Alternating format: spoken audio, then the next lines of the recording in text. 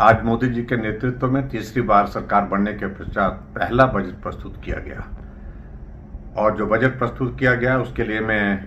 प्रधानमंत्री जी को और वित्त मंत्री जी को बहुत बहुत बधाई देता हूं। यह बजट सभी वर्गों का हित रखने वाला बजट प्रस्तुत हुआ है और इसमें खास तौर से जिस बात को मैं कह सकता हूं कि यूथ के लिए जॉब अपॉर्चुनिटीज पर फोकस करके जो है वो ज़्यादा मदद करने का रास्ता निकाला गया है। और जिस तरह से 500 कंपनीज में 1 करोड़ से भी ज़्यादा यूथ को इंटर्नशिप और इसमें 5,000 रुपये गवर्नमेंट देगी, ये एक बहुत बड़ी मुझे लगता है कि एम्प्लॉयमेंट जनरेशन की दृष्टि से जिस तरह से प्रधानमंत्री जी ने हमेशा कहा ताकि नौजवानों को जॉब अपॉर्चुनिटी अवेल कराना, ये हमारी जिम्मेदारी भी है और इसमें बहुत बेहतर ढंग से उन्होंने काम किया है। इसके लिए मैं बहुत बहुत बधाई देता हूँ। मुझे इस बात की भी प्रसन्नता है कि इस बार के इस बजट में एक और चीज़ जो कमिटमेंट प्रधानमंत्री जी ने की थी कि हम 3 करोड़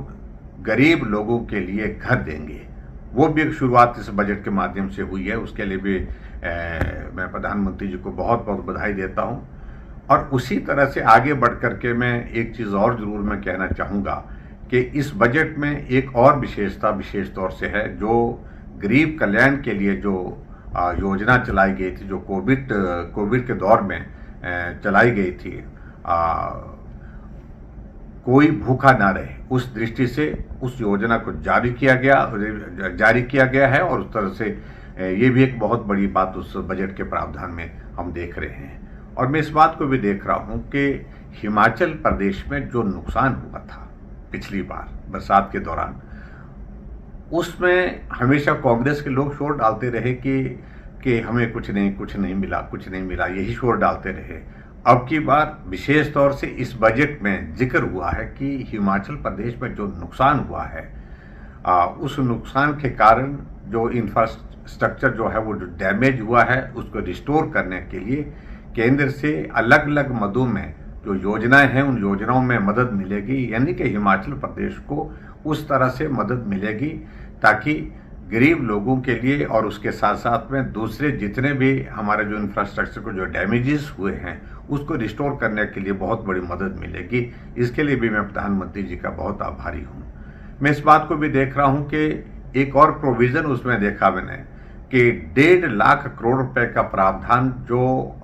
पर्टिकुलरली जो इंटरेस्ट फ्री लोन्स जो है वो जिसमें 50 साल तक वो लोन वापस करना पड़ता है और बिना इंटरेस्ट के करना पड़ता है, ये एक बहुत बड़ी राशि रखी गई है। इस राशि में से इसका आवंटन प्रदेशों को जब होता है तो स्वाभाविक रूप से हिमाचल प्रदेश के हिस्से में भी बहुत कुछ उसमें आएगा, ऐसा मुझे पूरा भरोसा है। रेलवे इंफ्रास्ट्रक्चर को स्ट्रेंथन करने के लिए बहुत बड़े बजट का प्रावधान किया गया है, लगभग 11 लाख करोड़ रुपए का। और इससे हमको उम्मीद लगती है कि हिमाचल जैसे छोटे से प्रदेश के लिए जहां रेल एक बहुत बड़ी अपॉर्चुनिटी होगी हम सब के लिए, रेल लाइनें भी आगे बढ़ेगी और रेल का इंफ्रास्ट्रक्चर भी मजबूत होगा पूरे देश भर में। ये भी एक बहुत बड़ी हमारे लिए एक बहुत बड़ी खुशी की बात है। मैं इसके अतिरिक्त और चीज़ देख रहा हूं कि प्रधानमंत्री ग्राम सड़क योजना को अब क्लोज करने की दिशा में चीज़ें आगे बढ़ रही थी, लेकिन अब प्रधानमंत्री ग्राम सड़क योजना को 4th फेज की भी उसकी भी जो पुनः जो है उसको शुरू करने के लिए फैसला लिया गया है। ये भी ग्रामीण क्षेत्र के लोगों के लिए सड़क की सुविधा इसके माध्यम से सुनिश्चित होगी। बहुत बड़ी एक अपॉर्चुनिटी, बहुत बड़ा एक अवसर हम सब लोगों को मिलेगा।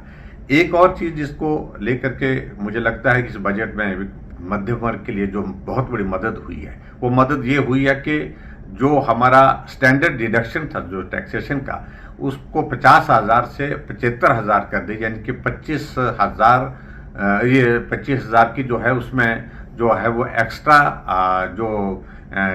डिडक्शन जो है वो उसमें लाभ मिला है। तो बहुत सारे हमारे जो मध्यम वर्ग के जो हमारे चाहे वो कर्मचारी है चाहे दूसरे हमारे साथी हैं, उनको भी उस पर बहुत बड़ा लाभ मिलेगा। कुल मिलाकर अगर मैं कहूँ, किसानों के लिए, बागवानों के लिए इस बजट में बहुत बड़ा फोकस दिया गया है और ये बजट सबके हित के लिए है